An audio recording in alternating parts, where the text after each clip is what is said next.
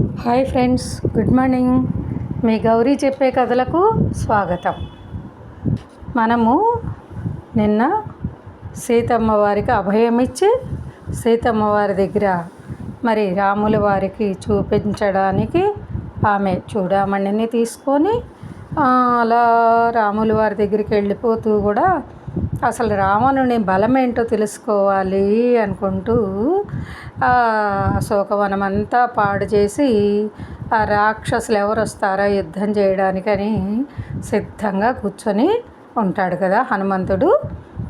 అప్పుడు ఎలా చెట్లు విరిగిన చప్పుడు, అట్లా దిక్కుకి ఎగిరిపోయిన పక్షుల కలకలము విని లంకలో ఉన్న వారందరూ కూడా భయభ్రాంతులైపోతారన్నమాట. మృగాలన్నీ పారిపోతాయి, రాక్షసులకి దుర్నిమిత్తాలన్నీ కూడా కనిపిస్తాయి.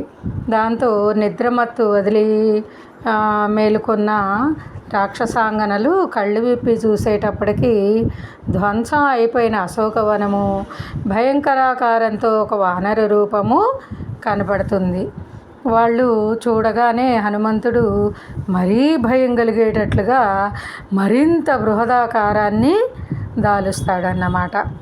అప్పుడు ఆ రాక్షసాంగనలు హనుమంతుడిని చూసి సీతతో, వీడెవడు, ఎవరివాడు, ఎలాంటివాడు, ఇక్కడికి ఎందుకు వచ్చాడు, నీతో ఎందుకు మాట్లాడుతున్నాడు, భయపడకు, ఇదంతా ఏంటో మాకు చెప్పు, వీడు నీతో ఏ విషయమై మాట్లాడాడో అది కూడా చెప్పు అని మెల్లగా అడుగుతారన్నమాట. దానికి సీత, భీమరూపులైన రాక్షసుల నడతలు నాకెలా తెలుస్తాయి, పాము కాళ్ళు పాముకే తెలియాలి, అలాగే వీడెవడో, ఎందుకు ఎక్కడి నుంచి వచ్చాడో, ఏం చేశాడో మీరే తెలుసుకోవాలి. నేను వీడిని చూసి భయపడుతున్నాను, వీడెవడో నాకు తెలియదు, కానీ వీడు కామరూపి అయిన ఒక రాక్షసుడే అని నా ఊహ అని బదులిచ్చిందిట సీతాదేవి. అది విని రాక్షసాంగనల్లో కొంతమంది భయపడి పారిపోయారట. కొందరు సీతను కనిపెట్టుకొని ఉండాల్సి వచ్చింది కాబట్టి అలా ఉండిపోయారట. కొందరేమో అంతా రావణునికి చెప్పడానికి వెళ్ళిపోయారట. రాక్షసరాజా అశోకవనానికి వచ్చి భీకర రూపుడైన వానరుడు ఒకడు సీతతో మాట్లాడి ఇంకా అక్కడే ఉన్నాడు. మేమెన్ని విధాల ఎన్ని మార్లు అడిగినా సీత వాడెవడో చెప్పడం లేదు. వాడు ఇంద్రుని బంటో కుబేరుని బంటో అయి ఉంటాడు. సీతను వెతకడానికి రాముడు పంపిన వాడైనా కావచ్చు. మహాకాయుడైన వానరుడు నీకు మిక్కిలి ప్రీతి పాత్రమైన అశోకవనం అంతా నాశనం చేసేశాడు. ఆ వనంలో వాడు పాడు చెయ్యకుండగా మిగిల్చింది సీత కూర్చొని ఉన్న సింసుపా వృక్షం మాత్రమే.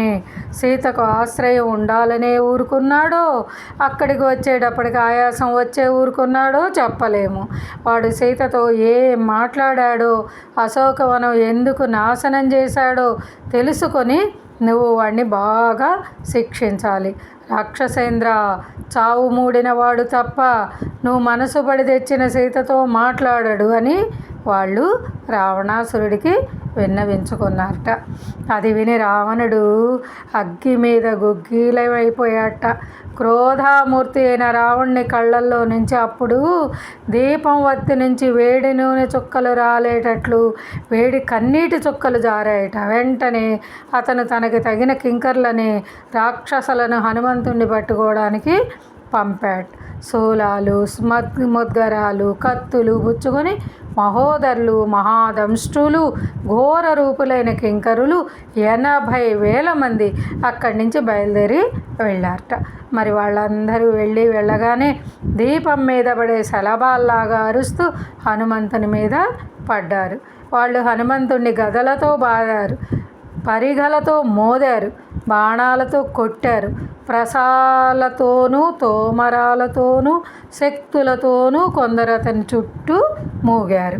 వెంటనే హనుమంతుడు పర్వతంలాగా ఇంకా పెరిగిపోయి ఒక్క మాటు తోకతో నేల మీద ఠపీమని కొట్టి ఒక్క పెడబొబ్బ పెట్టాట. దండ తొడ కూడా చరిచాట. ఆ ధ్వని లంకంతా నిండిపోయింది. పక్షులు కింద పడిపోయి అప్పుడు హనుమంతుడు అతి బలుడైన రామునకు జయం, మహాబలుడైన లక్ష్మణునకు జయం. రామునిచే పాలింపబడుతున్న సుగ్రీవ మహారాజుకి జయం. అక్లిష్ట కర్ముడు కోసలేంద్రుడు అయిన రామునకు నేను దాసుణ్ణి. నా పేరు శత్రు సైన్యాలను నాశనం చేసే హనుమంతుడు. వేల కొద్దీ రావణులు వచ్చినా నన్నెదిరించలేరు. రాక్షసులందరూ చూస్తూనే ఉండగా నేను లంకంతా నాశనం చేసి కృతార్థుణ్ణయి సీతకు నమస్కరించి పెడతానంటూ ఒక్క ఉరుము ఉరిమేట. ఆ ధ్వనికి కింకర్లందరూ కూడా ఊగిపోయారట. వాళ్ళ కళ్ళకప్పుడు హనుమంతుడు పెద్ద సంధ్యామేఘల్లా కనిపించాట. అయినా ఆ కింకరులు రాజాజ్ఞ తలుచుకొని భయం విడిచి అతని మీద పడ్డారట. అతని ఆకారం అది చూసి హనుమంతుడు ఆ తోరణం మీద నుండిన గొప్ప ఇనప పరిగబుచ్చుకొని గరుత్మంతుడు ఒక పామును చేతబుచ్చుకొని తక్కిన పాములను కొట్టేటట్లుగా కింకరులను చావమోదాట. అది తిప్పుతూ ఆకాశానికి ఎగిరి చివరికి వచ్చిన వాళ్ళందరూ నాశనం అయిపోవడం చూసి మళ్ళీ యుద్ధం చేయడానికి సిద్ధంగా తోరణం మీదకి వెళ్ళి కూర్చున్నట్ట. అప్పుడు అక్కడ మిగిలి ఉన్న రాక్షసులు కొందరు ఎలాగో తప్పించుకొని పోయి కింకర్లందరూ చచ్చిపోయారని రావణునితో చెప్పారట. అది వినగానే రావణునకు కళ్ళు తిరిగిపోయినాయి. అయినా జంకక వెళ్ళి వానరుణ్ణి కూల్చేసిరా అని ప్రహస్తుని కొడుకైన జంబుమాలిని పంపెట్టండి. మొదలైంది రావణ యుద్ధం. రాముని చేతిలో రావణుని సంహారానికి నాంది ప్రస్తావన జరిగింది.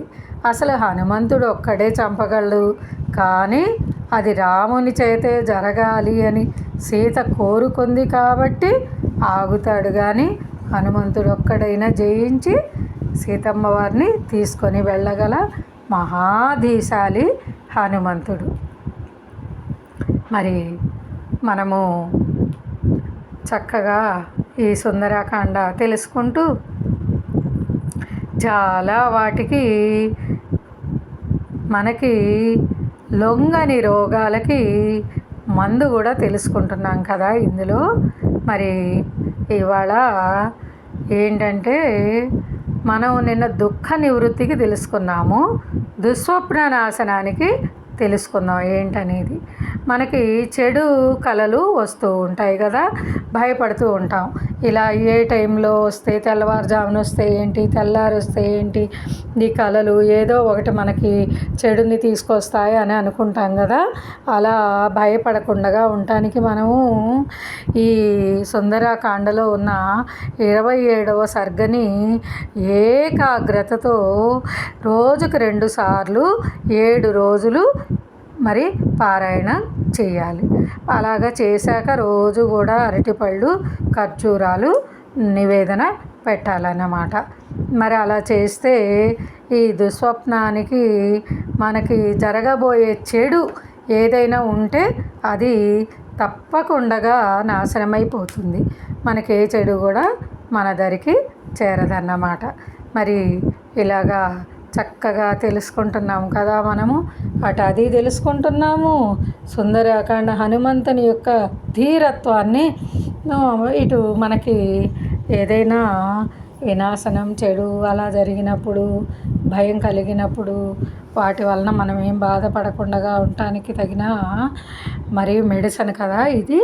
ఎలాంటి మెడిసిను? ఒంటికి హాని చెయ్యకుండా మనకి ఎంతో మేలు చేకూర్చే మెడిసిన్ అన్నమాట ఇది. మరి చక్కగా లైక్ చేయండి, షేర్ చేయండి, సబ్స్క్రైబ్ చేయండి. మీ గౌరీపూర్ణ. మళ్ళీ రేపు మనం కలుసుకుందాం. మరి బాయ్.